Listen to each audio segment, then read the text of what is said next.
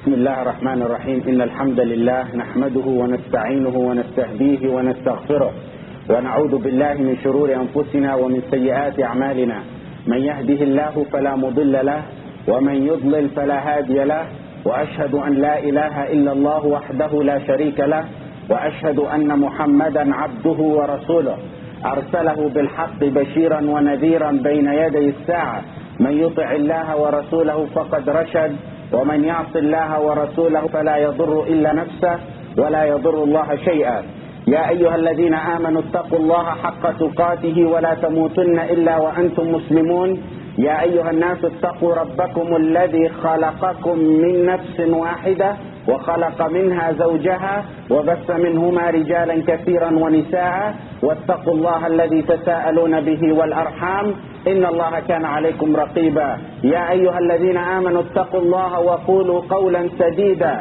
يصلح لكم أعمالكم ويغفر لكم ذنوبكم ومن يطع الله ورسوله فقد فاز فوزا عظيما أما بعد. First of all, may Allah reward you all for coming here, especially those again from distances and from Detroit and more so from our dear and special brothers from Windsor that drove all the way out here. Jazakumullah khair. And everyone, may Allah reward you every step of your way. If you're squashed in the back, you can move up. We can move up over here. I mean, you don't have to leave room in the front.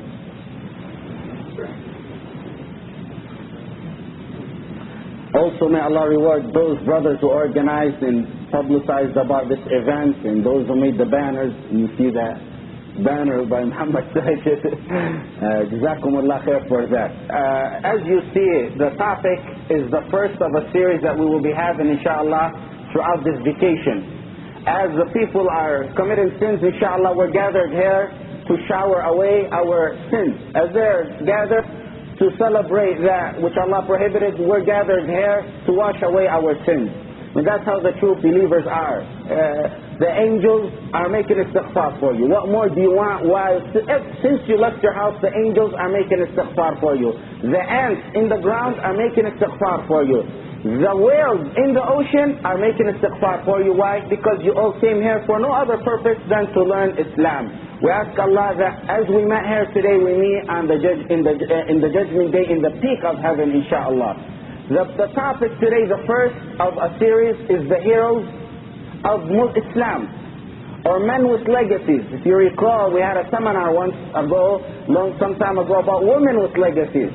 This is to the opposing side of it. You know, a lot of brothers were mad and they refused to attend this. So now you have your chance, inshallah. And we're going to talk about men who are heroes of Islam. When I was thinking about this topic, and actually how this came up was Ahmad was sitting one time in Musa, and we were just talking. We said, rather than brothers waste their time in Christmas vacation, let us just meet and have some talk. And from there it grew, and alhamdulillah, it was organized and the topic was taken, and I began to review what kind of men am I going to talk about. The first man I wanted to talk about was not the one I'm talking about today. When I was researching about his life, which I'm going to do tomorrow, inshallah, if we meet here tomorrow and Allah gives us life, the one I wanted to do tomorrow is the one I was researching. But then I found his teacher. His teacher was more unique than he was. And the reason I chose this man is a special reason. I looked at the situation of the ummah today, and you see how the ummah is, especially now. Our brothers in Iraq are being terrorized. Our brothers in Palestine are being killed and annihilated every day. Our brothers in Kashmir, Turkestan, every single inch of this world are being attacked. You know, before we used to have our leaders give statements and say we oppose this. Now you don't even have that anymore. Now you don't have that. Now it's all swaying with the superpower, and whatever they say, we say we adhere and we listen to. And I looked back in history and I said, this must have happened sometime before. And exactly what we're going through today happened some time ago. I didn't want to talk about Sahaba, not because we don't love them. May Allah join us with them in heaven. And they're worth talking about every time. We're going to mention a few of them. But some people tend to think Sahaba are special. They were victorious because they're special. Because, you know, they had the Prophet ﷺ amongst them. They had special miracles. Even if you try to pull that out of their mind, it still sticks. But they had the Prophet amongst them. That's why he did this. That's why Mus'ab ibn Umayr did this. That's why Abu Bakr did this. That's why it sticks in your mind. So I wanted to choose someone who's not a Sahabi. He's not a Tabi'i. Tabi'i is the second generation. He's not a Tabi'i. And he's not a recent person. He's sort of in the middle. In the middle.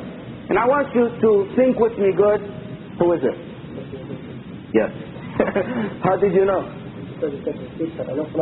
Yes. Yes, exactly. Actually, he stayed all last night over here trying to think the name and he never got it. I think he got it now. Yes, our topic today is about a man called Nourideen Zinki.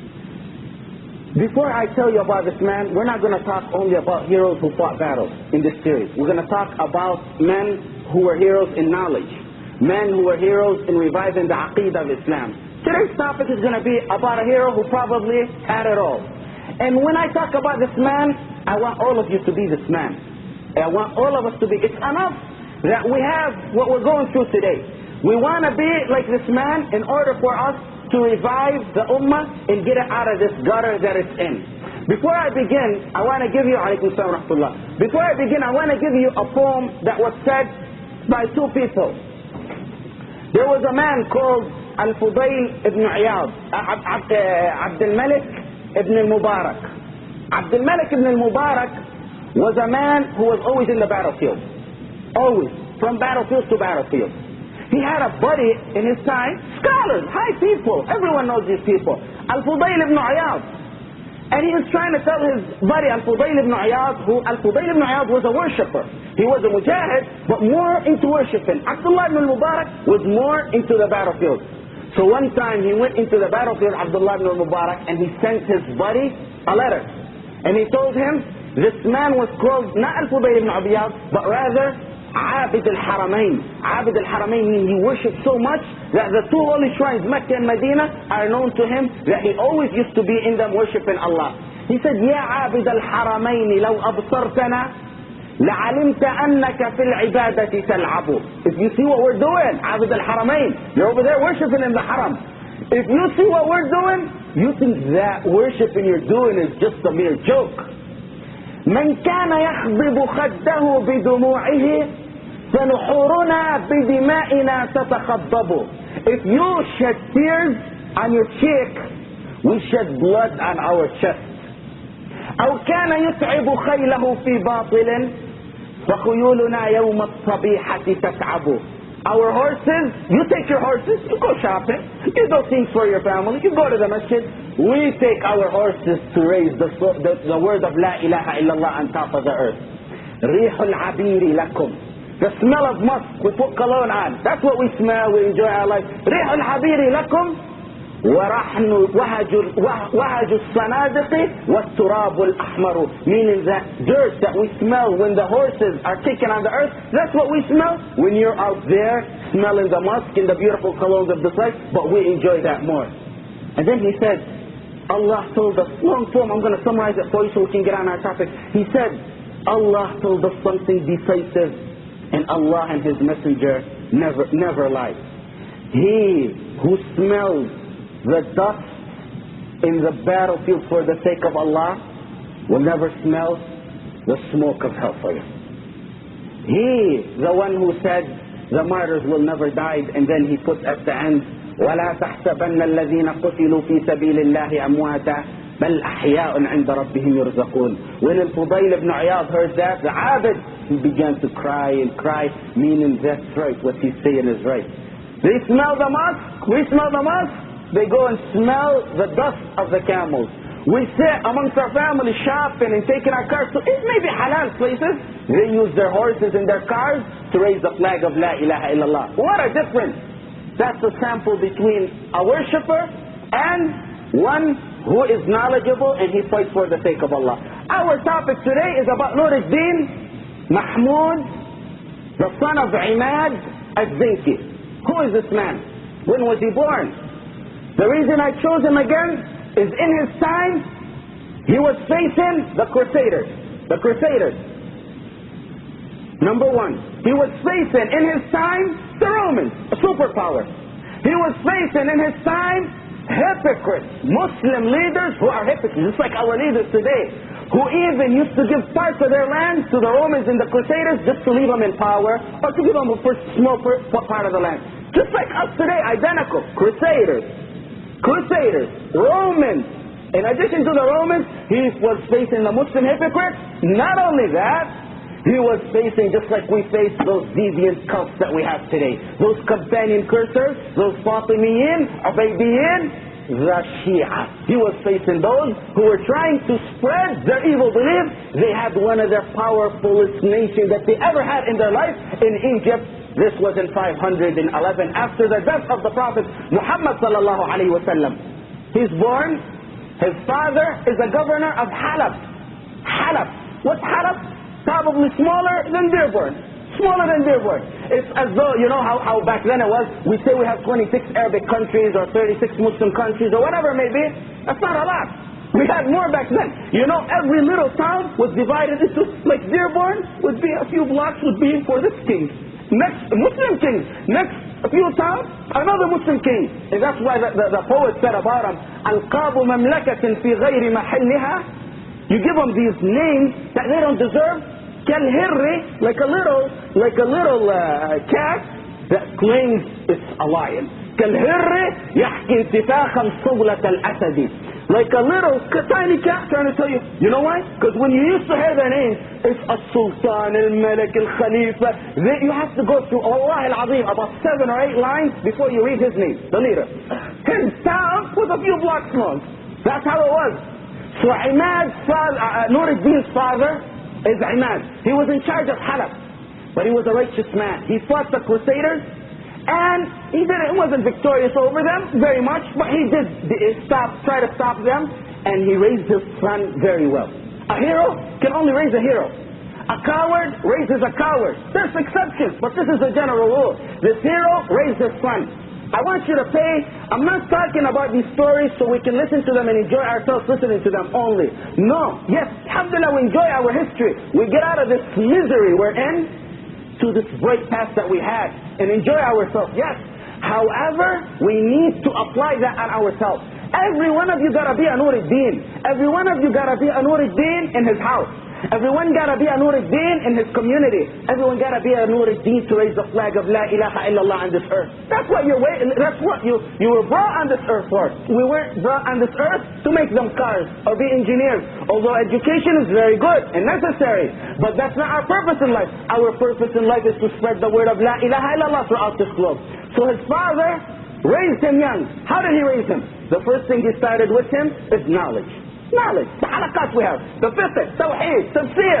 Those people who attend these halakat, we're not preparing you just for knowledge. We're preparing you for one day to be a Nourideen. If you can't be a Nourideen, you better make your son a Nourideen. Yeah, that's our purpose, that's our goal. We don't go around making 10 or 12 halakat a week, consistent halakat a week, and just let it evaporate out of your mind. We're doing the same way that Nourideen and his brothers and people like him achieved victory on this earth. I say the man I'm talking about today is probably among the best leaders ever after the 5 first Khulafa, after Abu Bakr, Umar, Uthman, Ali, Umar ibn Abdul Aziz. The next one after them was this man Nourideen. That's not my saying. That's the historian saying. Ibn al-Athir rahimahullah, in his tarikh, in his history, he says the best man out of after those first 5 people was Nourideen, although between them was approximately 450 years gap. But he was among the best one. Why? His father raised him. How did he raise him? Knowledge. Quran. He starts out with Quran. Tafsir. Tawheed. Aqidah. Everything. Until he made him love knowledge. Not only love knowledge, but love sunnah. This hero, when he took power after, who killed his father was some of his slaves betrayed his father. Now the Crusaders. See, the hypocrites always are a problem in this ummah. He fought the Crusaders. They never harmed him. The ones who harmed him are his own slaves. His own slaves killed him. So who takes the leadership now back then? His son, Nourideen, the one we're talking about. He takes leadership, but he has knowledge in his mind. You know what the first thing he does? What would you be thinking? The first thing he did, when you got the Romans trying to destroy the Islamic Khilafah, the Abbasi Khilafah, which was only a Khilafah by its name. It had no power. They couldn't even stand that. Just a Khilafah by its name. When you had the Crusaders come in and invaded, when you had Palestine, Bayt al-Maqdis, our holy land, just like today, under the hands of the Crusaders, with massacres every day. Just like we have the Jews today, massacring and bombing and killing and genocide, they had the Crusaders back then at that time. What do you think the first thing he did when he took leadership? Well, I would think he'd head to Palestine. That's what I think. But you know what one of the first things he did? Was a stab to those Shia. The first thing he said, no more hayya ala khair al-amal. They say hayya ala khair al-amal in their prayer. He said that's abolished. Number one. This mindless, yes, Nourideen. You got the massacre of the people. No, everything is important in Islam. That's why his teachers taught us. There's nothing that's less important than others. Yes, sometimes you may have priorities. But as soon as he took leadership, he said, hayya ala salah, hayya ala falah, hayya ala khair al-amal goes away. He loved the sunnah. He loved the sunnah. These minor things, he took them into consideration. That's what his teachers taught him. Not only that, you know what else he did? After, never would you ever see him in his groups of people except with hadith, Quran, seerah, anything good in his discussion. That's all he would have when his colleagues would meet together. All he would have is words of knowledge. No wasting of time, no gossip, no backbiting. You know, one time they told him a hadith of the Prophet Muhammad ﷺ. And at the end of this hadith, the Prophet ﷺ smiled. At the end of the hadith, the Prophet ﷺ smiled. So usually, and I know this when I lecture, when I say hadith, the Prophet ﷺ smiled, I look at the audience, they smile as well. It's a sunnah. You want to imitate the Prophet ﷺ, and especially when the Prophet ﷺ smiles, there's really something behind it to smile. And it's sunnah. And he's sitting there with a frown. Nourideen, why aren't you smiling? You follow the sunnah precisely. How come you're not smiling? This young boy who lived, you know how he lived? 58 years. 58 years, his life. Wallah, our fathers and grandfathers lived more than this. In 80 now, in 90 they can't do not 1%, even 0.001% of what this man does. Why can't you smile? And by the way, his jihad life was 28 consistent years, nearly day after day of jihad. 28 years of his 58 years life. He was born in 511, he died in 569 after the death of the Prophet Muhammad ﷺ. Why aren't you smiling, Nourideen? You know why he's not smiling? The worry of the ummah out there, they're being attacked. The Muslims are being attacked. How can I smile? How can I smile when the ummah is being annihilated and killed? I'm afraid Allah will ask me about that on the judgment day. They know, you know, among the story, is how much he loved the sunnah. Meaning when he didn't smile, he shocked everyone. The second thing, is his worry is over the ummah. His mind is not with them. In fact, they said he rarely ever smiles throughout his life. How can you smile? How can we smile, wallahi al-azim, when the massacres of the ummah is going on like it is going on today? Every day you hear houses being bombed in Palestine with the people in them. Every day. Wallah, I was reading a letter. Yes, I think it was today or yesterday, where your Chechenian brothers are sending a letter. You guys are in winter.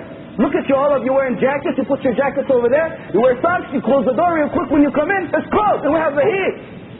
Imagine your brothers who have none of that. They said, socks, a jacket. Wallahi, they're begging.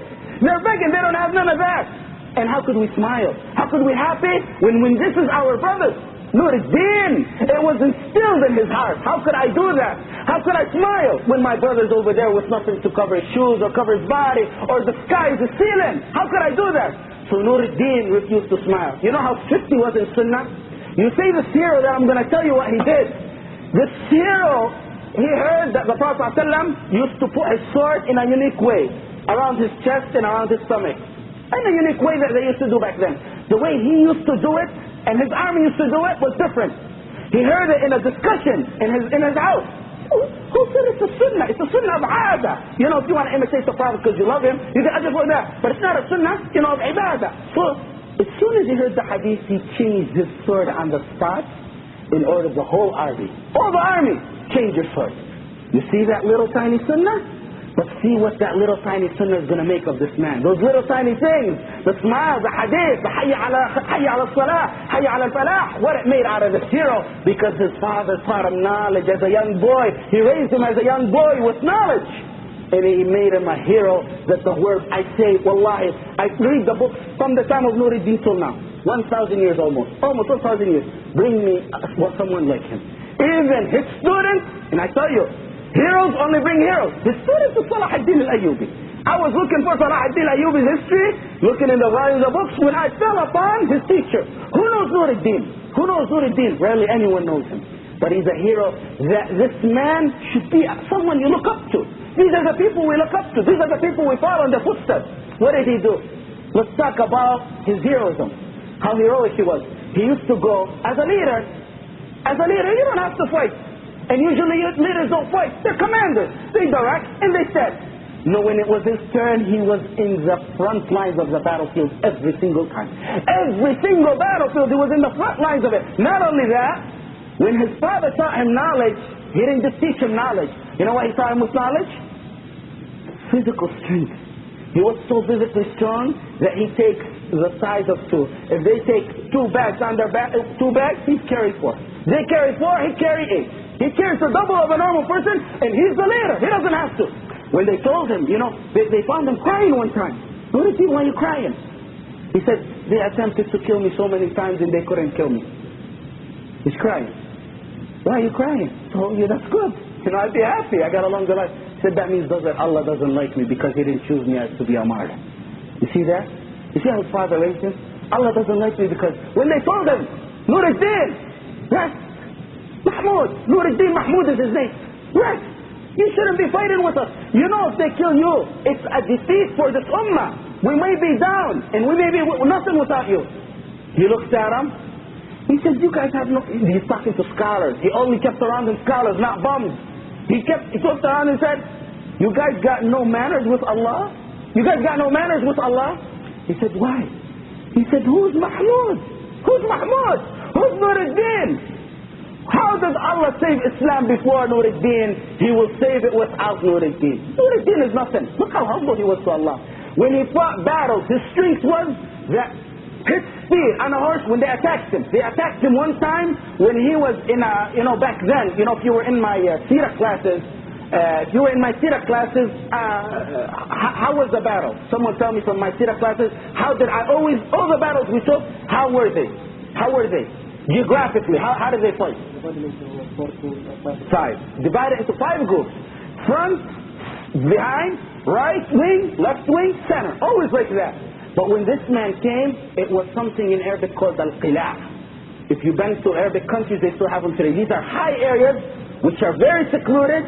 And how you fight these battlefields is different than what I taught you in the old Sirah, during the Prophet and Sahaba's time in early ages. What happens? They're qila'. They're very high walls, and in them they live and eat and everything and station in there. If you want to go attack and take that country or take what's behind that down, you got to go and surround them. And you see who's the stronger. You start shooting with arrows, with minjaniq, which is cannons of fire, and you start shooting back and forth, you see who's one going to last. Sometimes, you're in the qal'ah, the Muslims are in the qal'ah, and they get on the attack. You see who's stronger. One time he was in the attack in there, and they ran him, the Crusaders ran him out of there. It said that he was faster than the sword swinging. A sword was about to be swinging at him, he dodged it faster than the swing would hit him. And he left. He went back to his land in Halab. This was in Tarablus, by Lebanon. He went back, gathered his strength and came back. Gathered what he could and came back. He stood right in front of the qal'ah. Where exactly they may kill him? Nothing to shield him. They said, Nourideen, this is the wrong place to be. He said, what kind of talk is this? Wallahi al-azim, I will not be under a tree, under the shade of a tree, nor will I hide behind the barrier until I revenge that which they did to us. Give me 1,000 heroic men, and I will not let nothing stand in front of me. 1,000, that was the famous quote. Give me 1,000 men, that's all I need. That's all he needs, 1,000 men, who destroyed the Crusaders and the Romans and everything. Every time he go, I need 1,000 men under his command. When he went, and he seen the world is coming at him, they seen he's a danger. He has to unite the world. I tell you, there was a small town. Every small town had a leader. So he sent letters to the leaders. Najmuddin, Nourideen, Naimuddin, all these leaders, that's how they used to call themselves. They send them letters. We're being attacked by the Crusaders, by the Romans, by the hypocrites of the leaders of Muslims who give them the land. We're being attacked by them, so you must help us. He sends a letter to the leader, letters to every khatib of the Jum'ah. Learn, because this is what you have to do one day, inshallah. Unite this ummah and send letters to those khatibs of the Jum'ah, and then mass send letters to the ummah outside. Every leader, what's he going to do? I got no choice but to join him. Some of them were saying, this man's a crazy man. His prayer and worshiping made him crazy. What's he doing? He wants the whole world? What's he trying to do? He's a crazy man. And they said, we have no choice. Because if we don't accept, one of them was Fakhruddin. He sat by his advisors. He got the letter. His advisor said, what do you think about this letter? He said, you join him. He said, no, I'm sitting. I'm going to be sitting. He said, the best decision. We're going to be sitting. No reason to fight. His prayer and his fasting got to his mind. They made him crazy. He's a crazy man now. Because he prayed and fasted and made dua a lot. The next morning, that same Fakhruddin is out in the street calling, Hayya ala al-jihad. He said, well, yesterday you were just telling us this. He said, you know what he said? He said, if I don't join him, what's history going to write about me? My people are going to rebel against me because this ummah needs leaders. This ummah needs leaders, and that's what we lack. We're like a ummah. We're like sheep who go in front of anyone who leads us. We need true leaders abiding by the Quran and the Sunnah, and everyone in himself has to be a leader as well. He said, what's history going to write about me? My people will rebel against me. Yes. And they joined him. Nearly everyone joined him, and he united.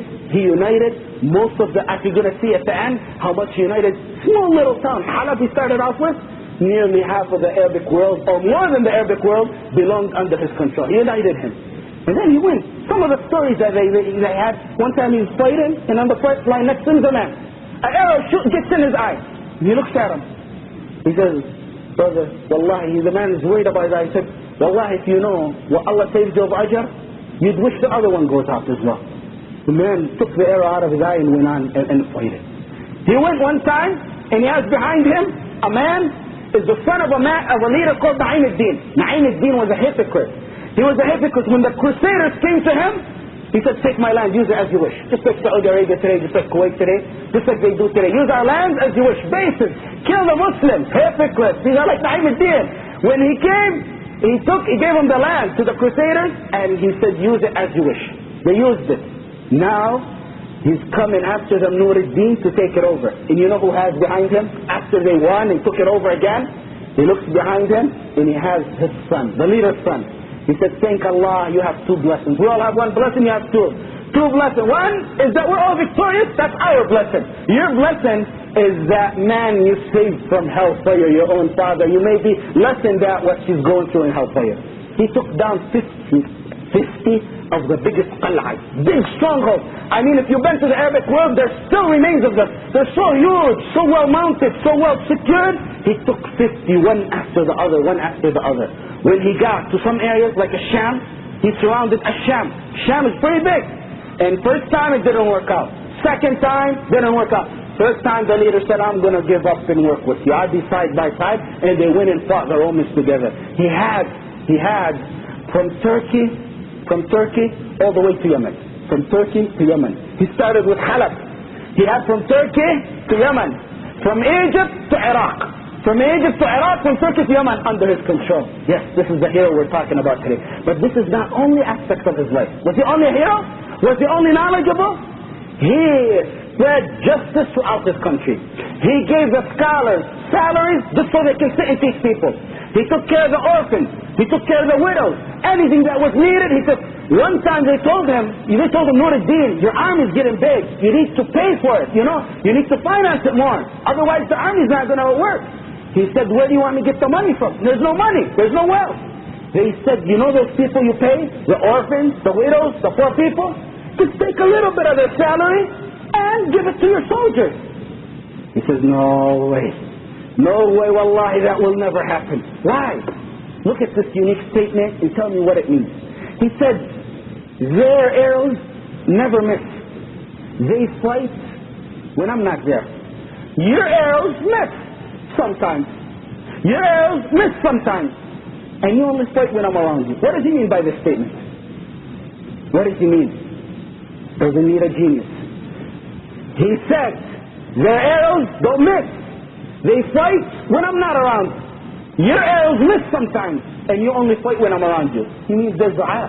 Their arrows go to Allah. They make the dua. We become victorious because of their dua. He didn't just depend on his power. It was dua that made him what he is. Their dua. Their arrows to Allah. Ya Allah, give him victory. Ya Allah. You think those widows are not going to be making dua? Those orphans, those young people, the poor, the knowledgeable, they're going to make it. That's the arrows. He needed that more than he needed the physical strength. That's what he was talking about. He was a hero. He was a humble man. You know, as I was telling you, if you read in the history books, if you read one of their names, you know, if you want to read about Qutbuddin or Majduddin, before you read his name, you read the victorious, the best, the one who the sun never seen like him, and you go on 7, 8 lines minimum. This is the minimum before you say his name. And you have to say a dua for him like that every Jum'ah. He changed all that. He said, just say, oh Allah, aid the poor servant of yours, Nourideen. Change all that. The poor servant of your Nourideen. You know, one time, look at this. We don't only depend on power. How many of you get up and make dua for Allah for your brothers? He was in Haram, an area called Haram, and he's surrounding a qal'ah, an area, stronghold. He's surrounded it. Look at this. And he's having trouble taking it over. What do? He's fighting and putting his forehead in the dirt and making dua, Ya Rab, Ya Rab. And they heard him saying, they didn't hear him saying actually, no one heard him saying.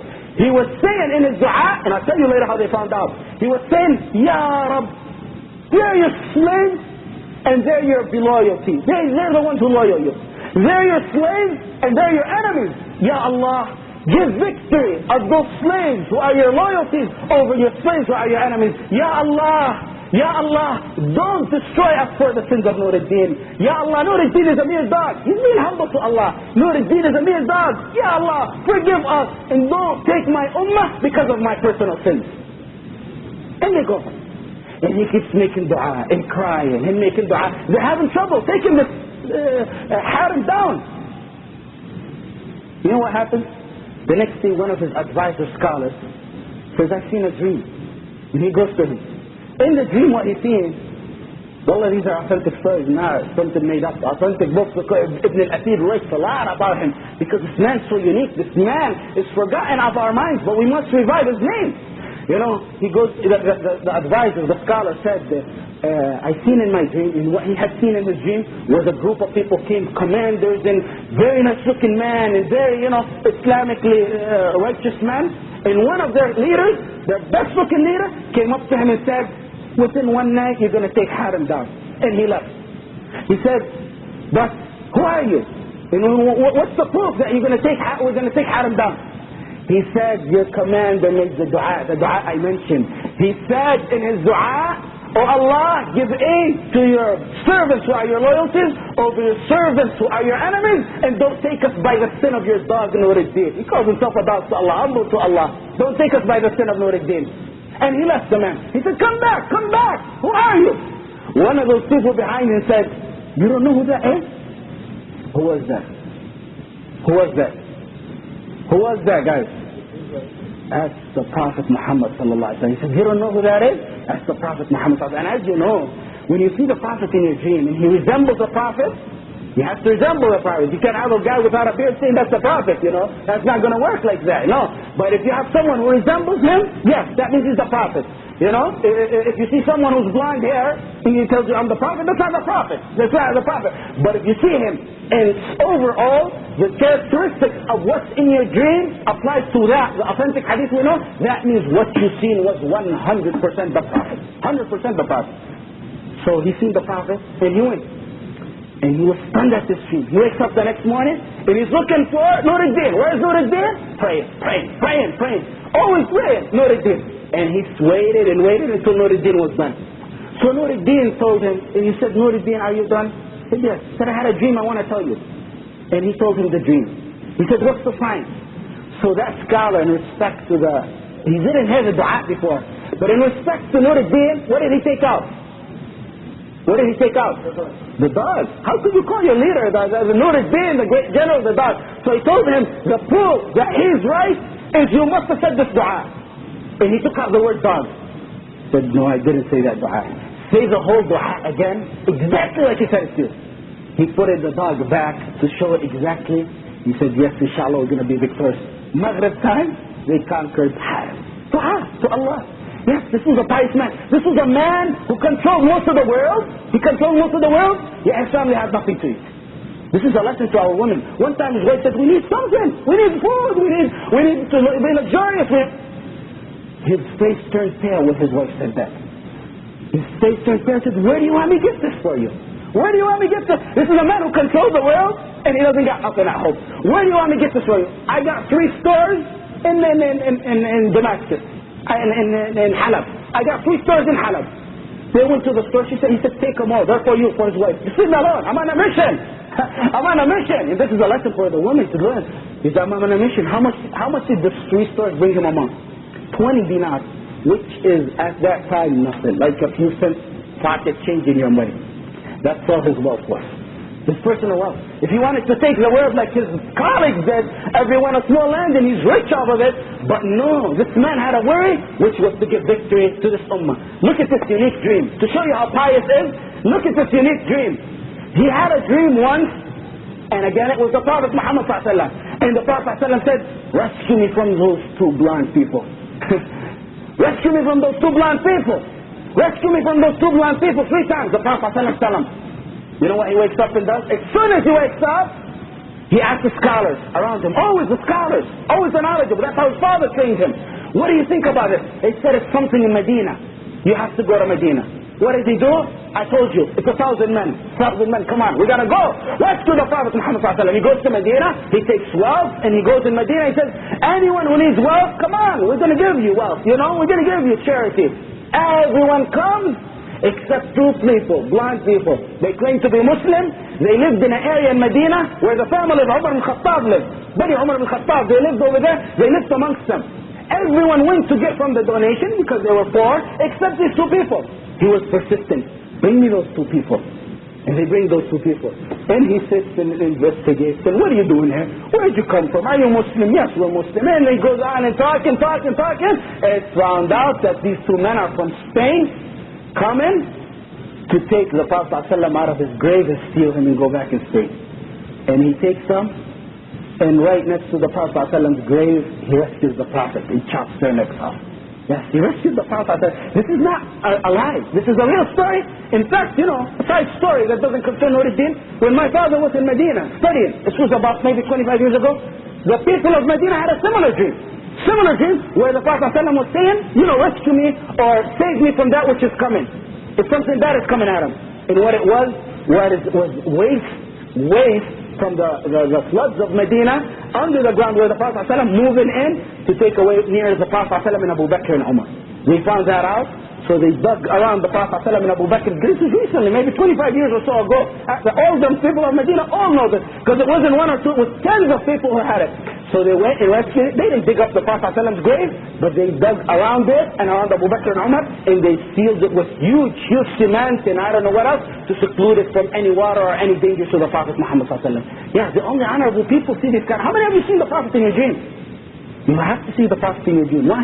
If you live with the Prophet, if you read the Prophet's story, if you read this guy's story, I hope you all go and dream of Nourideen tonight, inshallah. But all of you have to see the Prophet ﷺ in your dream if you truly live with him. If you don't live with him, if you don't like him, if you don't imitate him, that's a different story. But you have to live with the Prophet ﷺ. You have to live with him. Every day when you put your head to sleep, I wish I was with him. How did he look? How did him and Abu Bakr and Umar used to always say and joke and talk and everything? Then you're going to see him in your dream. When you see him in the dream, that's one of the best signs of your lifetime. Yes, it is. And this man continued on with his legacy.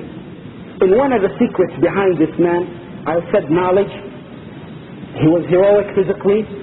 And another thing, and probably the most important thing, someone tell me, I mentioned him here and there. No, Yusuf, you're always talking about women. This is men legacies, not women legacies, okay? It's ibadah. Ibn al-Qayyim rahimahullah said, you see people like Ibn Taymiyyah. We maybe in the future be talking about Ibn Taymiyyah and some of his students. You see some people who are in the time of Ibn Taymiyyah or similar to Ibn Taymiyyah before or after him, and they're not as popular as him. One of the main important things is like Ibn al-Qayyim said about Nourideen. He said his secret was ibadah. This man worshipped Allah. How many of you pray at night like Nourideen? Yeah, you may not be able to carry a sword like he did, but how many of you get up at night and pray? How many of you follow the sunnah like he did? How many of you imitate the prophets and the sahaba and love them and feel so agonized about what's going on to this ummah? That's under your control. There may be things not under your control, but there's things under your control. How many of you feel that? You know how his daily schedule was? He go after Isha, he doesn't talk to no one unless it's a necessary. Just like the Prophet ﷺ. He goes after Isha and sleeps. Middle of the night, he wakes up. That's all he sleeps. Maybe what it would be, a few hours, he gets up. Middle of the night, he goes to the masjid and prays and prays. This is his wife telling us. And prays until Fajr. Fajr comes, he prays the Fajr. From Fajr until the sun rises, zikr, astaghfirullah, alhamdulillah. He prays the 2 rak'ahs when the sun rises. Then he sees if the ummah has anything to do. Then he goes out in the marches and he wakes up the people and makes sure they pray. You know when one of his characteristics, first of all, Quran. Always recited Quran. Always likes to hear Quran.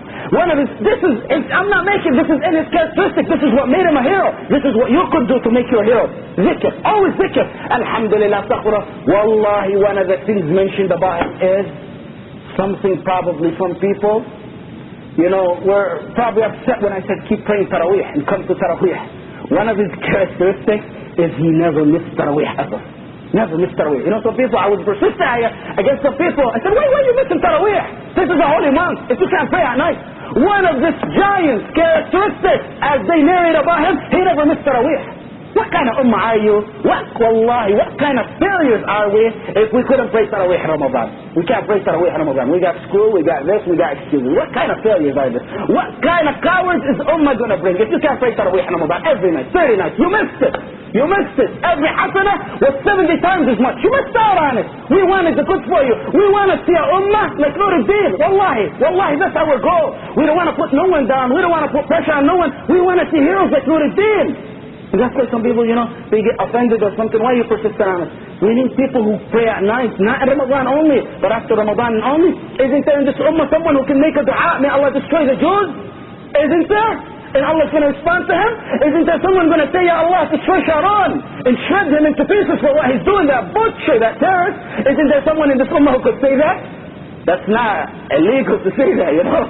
You may not be able to donate and do other things, but you raise your hands to Allah, no one can stop you from doing that. May Allah destroy them. Ask Allah to destroy them. Your brothers in Palestine are going through the misery, just like Nourideen's people were going through his time. This is among the characteristics of him. And he dies. He dies, Nourideen. He dies at the age of 58. How do you think this hero died? How do you think this hero dies who took down 50 qila' and stopped the spread of the Crusaders and the Romans from the other side and destroyed the hypocrites and united the world? How did this hero die? How? How? Jihad? No. He died like everyone who runs to death dies. Death runs away from him. He did it. He's going in the battlefield. He wants his wish. His wish, you know what they caught him asking Allah one time to it? One of his advisors narrated, he said, I seen him asking Allah that the animals, the prey, shred my meat for the sake of Allah. The birds eat my meat. The prey eat my meat for the sake of Allah. And throw it out in the waste. I don't want to be buried. I don't want to be in the cemetery. I don't want a monument over my grave. I want to be shredded for the sake of Allah. Just like Khalid ibn al-Walid. He dies on his bed from what today would be throat cancer. Running after death, just like some of the people with wisdom said, احرص على الموت تهب لك الحياة. Go after death, life comes to you. You're vigorous. Khalid ibn al-Walid, hundreds of battles he fought, over 100 actually, over 100 he fought, and his goal was to die a martyr. How did he die? How did Khalid ibn al-Walid die? He said, I die like a sheep on my bed, like any normal person would die. Let not the eyes of the coward ever go to sleep. Nothing to be afraid of. Nothing to be afraid of. A Muslim carries his soul on his hand when it's necessary. That's a Muslim. What does it mean to be a Muslim? To carry your soul on your hand like Nourideen. I want to throw my soul out for Allah. A Muslim, when it comes that his people are antagonized or terrorized or killed or annihilated or the aqidah is defeated, a Muslim, you know what a Muslim does? He doesn't care about nothing. They scare him with prison. He says, where's the key of the prison? He looks for the keys of the prison. Prison doesn't come to him when it's aqidah. I'm not saying be stupid. There's some people who talk stupid stuff. And I'm saying if it means that we talk about adherence and renunciation, wala and bara, and stand in the faces of the modernists, if that means prison, where's the key to the prison? If it means that we talk about love and hate for the sake of Allah, wallahi, where is the key? إِنَّ اللَّهَ اشْتَرَى مِنَ الْمُؤْمِنِينَ أَنفُسَهُمْ وَأَمْوَالَهُم بِأَنَّ لَهُمُ الْجَنَّةَ يُقَاتِلُونَ فِي سَبِيلِ اللَّهِ فَيَقْتُلُونَ وَيُقْتَلُونَ. Allah bought your soul. You want heaven? It's not cheap. He bought your soul. When you sell your car, if you sell me your car, is it your business what I do with it? I could take it and smash it. I could take it and dump it. I could take it and renew it and replace something on it. It's not your business. You sold yourself to Allah to be a man who's going to enter heaven. Whether it's prison, you accept it. Whether it's death, you accept it. That's how we carry the legacy of those men who revived this ummah. This ummah today is dead. Wallahi, it's dead today. Wallahi, it's dead. That's why I bring this man who united. He died, 58 years old. He united the world. He stopped the Crusaders. He stopped the Romans. He cut the heads of the hypocrites. And you know what else he did? He made sure the boundaries of the Islamic Ummah were safe. The Ummah has to feel safe. I can't sleep. You know what he started? Because the Ummah has to feel safe. He started what's the name? The pigeons. The pigeons that leave from the area where he's in, they take him to the outskirts of his body. You know why? Because Nourideen can't stand to see one Muslim die. You know, if someone goes in the boundaries where he's not at a certain faraway area, by the time the messenger goes to Nourideen and tells him, and Nourideen sends an army over to help him, Muslim's gonna die. No, Nourideen can't have that. Nourideen has on the whole board, it's pigeons. As soon as you get the Crusaders, you see any of them, the Romans, the hypocrites, anyone want to attack you, just send a pigeon. And they did that. As soon as the pigeon comes over with, in days he's over there, stopping them from annihilating and killing the Muslims. This is what he did. You think this is what he did? He spread justice.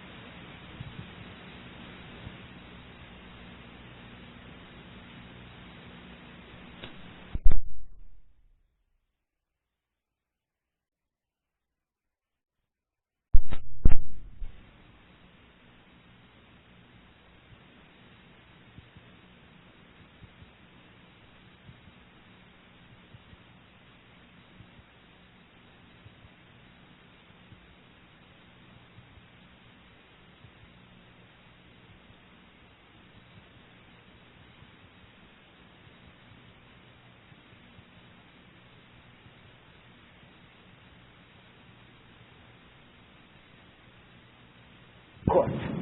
And he takes Nourideen to court. Nourideen wants to give him the money and let him go. But he goes, and he goes to the judge, and he tells the judge, I'm the leader, but you look at me as though I'm a normal person, just like this man. And they stand there. And the judge enters a decision, of course, to Nourideen. Nourideen says, here's the wealth you claim is mine, take it.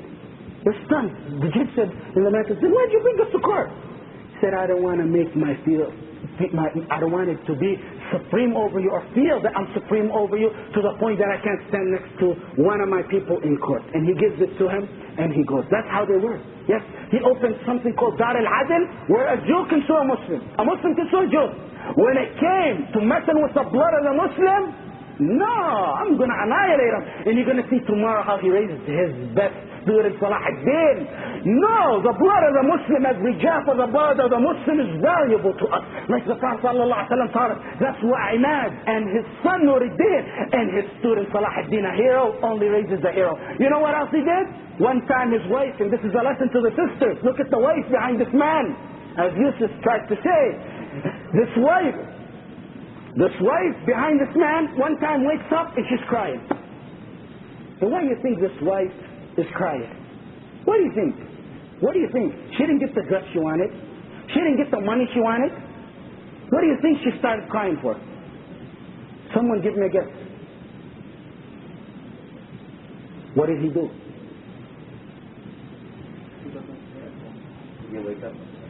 You talking like practical women today talk. Women today, he doesn't spend a lot of time with me. Wallahi al-azim, we hear that today. And it's a problem. He's out in da'wah, he doesn't spend a lot of time with me. You're not making enough money. She has a better house than me. We hear that every day. Wallahi, we hear that. These are not trained women. This woman was crying because she missed one night of night prayer. She missed one night of night prayer. How could she miss that one night of night prayer? You know what? She said, I missed one night of night prayer. They sit and discuss it. What do they sit and discuss? What kind of car we're going to get? Where are we going to move? The house in the palace we're going to get in Bloomfield Hills and Canton and whatever it may be. You know what they discuss? How we're going to train this ummah to wake up at night. A mistake he did. You know what it caused? He established what's called the mitzvah. He on the top of the hilltop, just before the 1/3 end of the night, when the angels come down, shoots with the mitzvah, makes noise, everyone wakes up and prays at night. He established that. Prayer at night. He raised the ummah like that. This was this giant. This was this time. May Allah have mercy on him and allow from this ummah, from our ummah, people to follow him. You know his characteristic is he never was seen missing or late for a salah in jama'ah. Look at that. Look at that. He's not a man who took a sword and went to fought. Before we can even think of being like him, we need pre-tests and exercises. Prayer in jama'ah. You live next to the masjid. Why aren't you in the masjid? In jama'ah. Not pray in jama'ah. On time. We don't even pray on time. How can you be even equivalent to Nourideen if you don't start with these foundations? That's what we're doing. That's our process today. When we go and give halaqat, when we go and teach fiqh, when we go and teach it, we want people like Nourideen. Wallahi, our hope is from those people we teach. When is going to come out like Nourideen? Wallahi, our hope. And if it's not that, I want to be dead in my grave one day. And the angels come and tell me the punishment on you in the grave is gone. And I say, why? They tell me, one of your students and one of your son's students or one of your son's students is like Nourideen. And Allah give you the ajr for that and raise you. That's what we want. That's our purpose in life. We want to make Islam. We want to make, when one person messes with one of our women, we annihilate the country. When one drop of blood gets down from any Muslim on this planet, we teach them a lesson that they never forget. Like Muhammad Iqbal said, in one of his poems, he said, Muhammad Iqbal, he said, when they used to, he's talking about his time, Muhammad Iqbal was in the 60s, he's talking about how the ummah teared up and it's no good, and he's comparing it to the old times. He said in those old times, when someone used to come and just try or think of messing with us, we used to take our feet and step on his foot. Now, he says, وَآلَمَنِي سُؤَالُ الدَّهْرِ أَيْنَ الْمُسْلِمُونَ. And the question is, where are the Muslims? Where are the Muslims to take the leadership of the world and provide justice for the Jews and the Christians and the Muslims? Where are they? They're gone. Is that your duty? If you can't do that, it's your son's duty. If you can't do it in your house, you do it in your community or wherever it may be. Jazakum Allah khair for listening. If there's any questions, we take the questions. My question about the Roman Empire, for the Roman Empire and the Crusader, they were separately or not together? Well, the Roman Empire was also called, at times, they had fractions. Some of it belonged under the Romans, and some leaders thought they were powerful, that they did not work under the Roman Empire. Like we're going to see tomorrow, amongst them is one called Shirak. He didn't want to work under the Roman Empire, and he went and led a huge army by himself. So at times it could be together, and at times it could be separate. Did Salahuddin take over after he died? Salahuddin, I'll talk about it tomorrow. And yes, he did take over. One of the unique things about this man is that he sent Salahuddin. Some people say, we got the Jews and Christians, they're the enemies. Let's just finish them off, then we get to settle our score between these sects. He sent Salahuddin. That's why the Shia hate Salahuddin. The Shia hate Salahuddin. They spread rumors about him. There's a lot of historians who write evil stuff about Salahuddin. A lot of stuff about Salahuddin. You know why? Because Salahuddin put an end to the Fatimiyin and Ubaydiyyin. They had a nation in Egypt, a strong nation like they have in Iran today, campaigning curses. They hate Abu Bakr and Umar and Uthman. In fact, the Fatimiyin and the Ubaydiyyin, today some Shia claim they're not part of them, but they fall under, the Shia is a big name, and under its subsects. Some of it is the 12ers, some of it is other sects. Among those is the Ubaydiyyin, Fatimiyin. These people believe some of their leaders were Allah. That's how, to the extent they went. That's why some of the Shia today try to seclude themselves from this sect itself. But they do fall. You know what he did? He said, Salah ad-Din, as you're going to see inshallah tomorrow, to put an end to it. And the Azhar that you have today was Shia. The Azhar that you have today was Shia at the Tanzala. He replaced it. Inshallah tomorrow I'll be talking about how he did that. So our fight is not only with the Jews and Christians, with those hypocrites of our leaders of ours. King Fahd, the leader of Kuwait, where they tell you, come, open our lands for you, bomb your brothers in Iraq. Or they talk about your brothers, they allow their bases to be used against the Muslims. Our problem is also with those people who are deviant sects, who are a cancer within this ummah. If you don't eliminate that cancer, you won't be able to prosper and work and be healthy. Yes, sir. Actually, I don't know so much about the history of Palestine now, but like a friend of mine had this discussion with some friends, and he, I guess he knew a little more about Palestine or whatever than us. They gave him this article that came in a newspaper about how Palestine belongs to Jews and whatever, and because we didn't know much, I guess he thought he won over the topic about, like how the Palestinian land is promised to Jews, not Muslims. He briefly explained how it's supposed to be our land or whatever. Well, the basic and the simple answer to that is, if I bought this house or I built this house, who does it belong to? Who does it belong to? Me. I'm a Muslim, it belongs to me. It belongs to me. And that's what this house, this property belongs to, is me. Who's the one who built the Aqsa? Who built the Aqsa? Adam alayhi salam built it. Adam is considered a Muslim. He's the first one who built it. And chain after messenger of Allah, Yahya and Isa, among their missions was to liberate the land of the Aqsa. That's among the Prophet's own mission, to liberate the Aqsa. So why we consider ours? Because it's our messengers, Adam alayhi salam, the one who built it, and it continues on. Islam. I don't think anyone can refute that. If you start thinking about the promises, anyone who follows in Adam's footsteps has the right to Palestine. Has the right to Palestine. Because he's the builder of Bayt al-Maqdis. Anyone who deviates now, it does not belong to them. No. By the way, I forgot something very important. Good question. Nourideen, you keep your goals high like Nourideen did. You know what he did one time? He gathered all his carpenters, the one who worked with wood, and he told them build a huge minbar. He's out in Halab. The distance between Halab and the Aqsa is a huge distance. He said, build the best looking, biggest minbar you can build. You know where that minbar is going to go? Where is that minbar going to go? Palestine and the Aqsa. He built the hope up. My hope, that's my hope. I'm not going to die. Ana Ahmad, you Muhammad, Yusuf, all of you. I'm not going to die so Islam becomes victorious. I'm going to make it truthful. And you know what he did? He went over there and he built it. And people, what happened when Nuh was building the ship? What happened? They call him crazy. قال إن تسخروا منا, you mock me. ويصنع الفلك وكلما مر عليه ملأ من قومه سخروا منه. Every time people pass by from Noah's people, they still laugh. Oh, you're going to make a ship out of wood and this is going to secure you? And they mocked him. The same thing happened to Nourideen. And he told them, Noah told them, إن تسخروا منا, if you mock us, we're going to mock you like you mocked us. Then came Nourideen, he built a huge minbar. And everyone passed by, what's this huge beautiful minbar for? What's this speech for? What is it for? And they tell him that this minbar, he's telling them this minbar is what we're going to give a speech on in Palestine. That minbar remained intact in Damascus for 45 years. Till someone came and liberated it.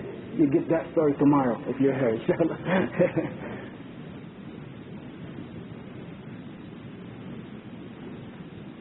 Any more questions? Can you take this out of the subject? Yes, you can. Question my question is about the angels.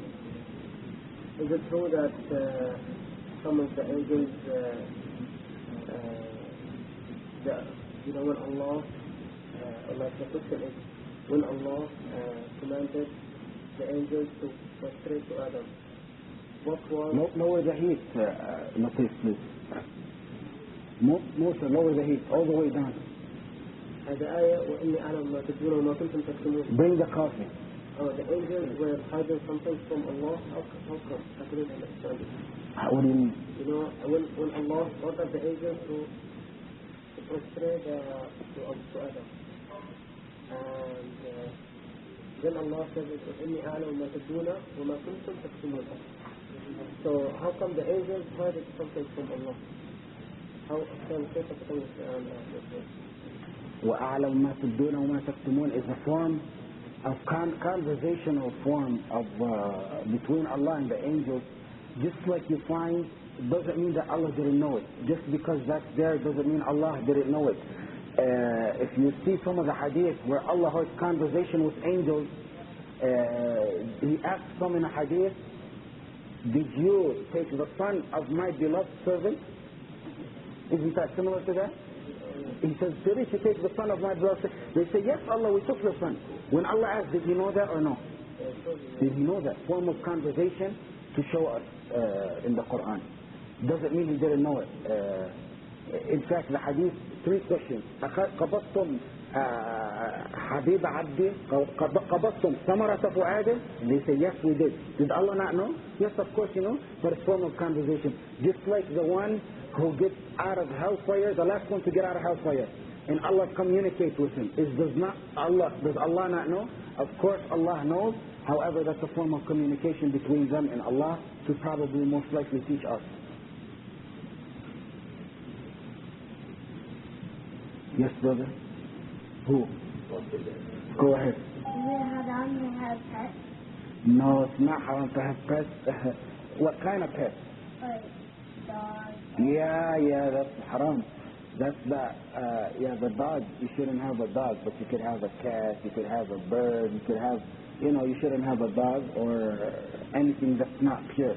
Because as you know, the dog is not pure and clean. And the Prophet ﷺ deterred from having it. And he said, the angels, don't you? You know the angels? The angels protect you. And would you rather have the angels protect you or a dog protect you? Yeah, see? There you go. So that means you don't need a dog. Because if you bring the dog, that means the angels leave. If you bring the angels, the dog has to leave. So, you have the choice, and I want you to be protected by the angels, okay? Just spread the boundaries or the United Ummah. Was there like a pre-Khalifa before him? Like, was there another... He wasn't the Khalifa. The Abbasi was the Khalifa then. But they had nothing. They were Khalifa by name. Just like all of them were. They were all leaders by name. What happens when you have on a town, half of 1/4 of their boys? You got nothing. It was all mere names. And, we're going to see tomorrow what happened when Salah ad-Din took over the Aqsa and what he did with the Khilafah. There was Khilafah and he was the governor. He was a big governor, that's all. But what he did strengthened the Islamic Ummah. So they did the bay'at to the Khalifa? As a governor only. The Khilafah was not in his hands. From Turkey to... Yeah. The Abbasi got in a point where they stopped control. Do what you want, we're out of it. Just by name. We're just leaders by name. Everyone could do whatever they wanted. When you see tomorrow, inshallah, what Salah ad-Din did, they approved him of what he did. When he did, of course they can approve him. What he did was eliminate the hypocrites and unite the Ummah and strengthen them. Because he didn't, Nourideen and Salah ad-Din did not say, okay, we're going to rebel. Just because it's weak Khilafah, we're going to rebel against it. Is there any questions there, Saeed? Your father was the leader of the... Halab before him. And he gave him, what happened was the leader who died gives power to the son. Okay, we stop here. No, I'm going to ask last question about... because it's a good issue nowadays, the Messiah. So, I don't know if you want to talk about it, but I've been asked a lot about this kind of stuff. Can you make mistake on the stuff, or what kind of stuff is it? The Masah and the Sack, we know of if you attended our fiqh class, we talked about this in depth. Masah on the socks is permissible just like it is on the leather, just like it is on the khuf.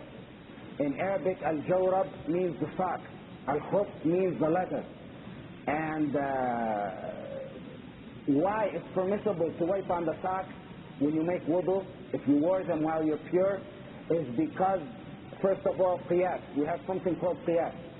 Socks and khuf are similar, so we do qiyas. Since it's permissible to wipe on the khuf, it's permissible to wipe on the socks. Number one. Even stronger than that is the Sahaba radiallahu anhum doing, where we have authentic narrations that the Sahaba radiallahu anhum wiped on their socks. It's clearly permissible to wipe on your socks. Now some people come and tell us it has to be thick, it has to be thin, you got to walk 2 miles with it before something happens to it. I say all that, we ask you, where's your proof? If you got proof on that, we take it from you. You know, when I was teaching this, I used to teach it before, and I used to say, wallahi, a long time ago, and probably the tapes are available, I used to say, before I even read it, I used to say, the Sahaba socks and their khuf has to have holes. You see some people today, they say if it has a hole, we can't wipe on it. I say if it has a hole, of course if half of it is not missing, that's a different story. But minor holes in here and there, you know, that's permissible. And I used to say that before I even knew and found an authentic hadith where some of the tabi'in say the Sahaba's socks or khuf used to have holes in them. Why? It's only obvious. The Sahaba used to walk in their houses, and when they walk in their houses, sit up and stitch up their shoes. The other socks stitch up their shoes. So if they stitch up their shoes, their socks are going to be okay, meaning they both had holes. You know, if someone doesn't feel it's right, he's a blind follower of a madhab, that's his business, you know, to follow that. But I believe even the only madhab that some people claim is the one that didn't allow wiping on the socks is the Hanafi madhab. And I say they don't even know their madhab. I say this and I know what I'm saying. I say those people who claim that wiping on the socks is not part of the Hanafi madhab do not know their madhab. They're ignorant, they're blind. Wallahi, they make big deals, you know. Unfortunately, they make big deals. One time I led prayer and some ignorant guy comes to me and I saw he's coming to give me Eid. He says, Assalamu alaikum for the Eid. And he's asking, did you wipe on your socks or not? And I told him, you're a stupid brother. Why? Why are you stupid? You know why he's stupid? He said, because if you wiped on your socks, your prayer, my prayer is invalidated. I said, brother, you were in front of me in the khutbah just now, and 3 times you held a discussion in the khutbah. Which one? Don't worry about your khutbah because it's already done. Because you already hosted. He's sitting in my khutbah in front of me and he's talking to them. You know, this is just like the people who killed the Hussein radiallahu anhu. They used to come and they killed the Prophet ﷺ's grandson, the beloved grandson, and they used to come and ask the scholars, is it haram to kill a mosquito? You know, they come and ask about little things when they're doing the big things. Don't worry about your socks when you already invalidated, because he's ignorant. They're ignorant kind of people. These people are blind, narrow followers of something the scholar says. I say Abu Hanifa himself on his deathbed, and it's available, and the references are available, Abu Hanifa on his deathbed wiped on his sock. And they told him, Abu Hanifa, you deterred from this all your life. It's something you deterred from. He said, I used to deter from it. And he said, don't come and tell me he said something after this. Because he said this on his deathbed. He said this on his deathbed, so that means Abu Hanifa rahimahullah approved of this. I say, suppose they don't want to do it. I pray behind someone who wipes on his socks and he doesn't. Why can't you pray? If I believe wiping on your socks invalidates my prayer, and I wipe on my socks to pray, and I truly, genuinely believe that, my prayer will be invalidated. But if I took the opinion that my socks, I can wipe on my socks, and I do that, my prayer is accepted. And the prayer behind me, inshallah, are all accepted. Because they don't have to adopt the same fiqh issue. Had it been a principle, I'd say even the 12ers. And I hate to say this, some of the scholars, if you read Ibn Kathir, you know the Shia, they don't even wipe on socks. They wipe on their barefoot, which is haram, you know. The Prophet ﷺ said, woe to the aqab from hellfire. If you read Ibn Kathir, the verse of Surah Al-Ma'idah, he says some scholars said, had it been this only problem they had, or had a sex came, and this was the only difference between us and them, we could still pray behind them. Why? Because they took the ijtihad from the verse, and they truly believe that ijtihad. So which one is worse? Wiping on a sock or wiping on a barefoot? Unfortunately, we have people today who are ignorant. They don't want to search. They heard 2, 3 words there. and the sources are available. Where Abu Hanifa, your scholar, and his students, his biggest two students, Abu Hassan, who else? Abu Yusuf.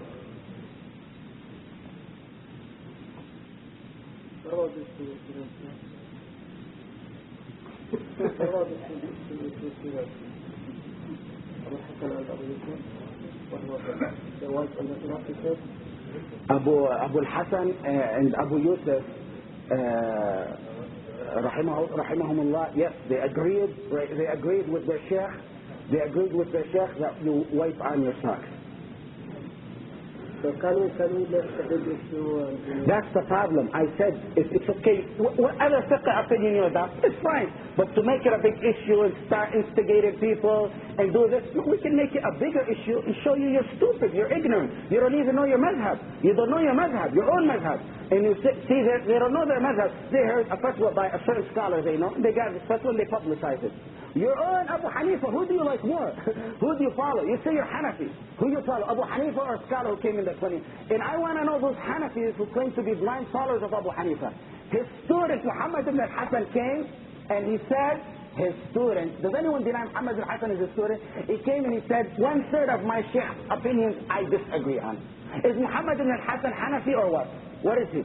What is Muhammad ibn al-Hasan? What is he? Hanafi.